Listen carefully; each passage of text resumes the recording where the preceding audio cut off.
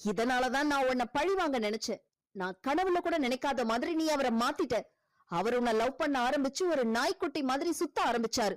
ஆனா விமல் என்ன வீட்லயே அடைச்சு வச்சிருந்தாரு. எனக்கு கூண்டுல அடைச்சிருந்தா மாதிரி இருந்துச்சு.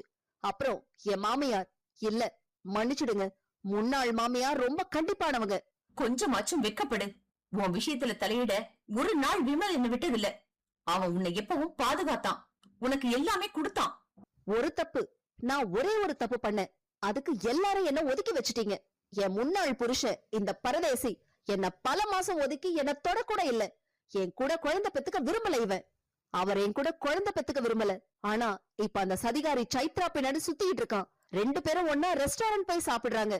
மஞ்சரி அவளது மொபைலில் கேலரியை திறந்து விமல் மற்றும் சைத்ராவின் புகைப்படத்தை அனைவருக்கும் காட்டினாள்.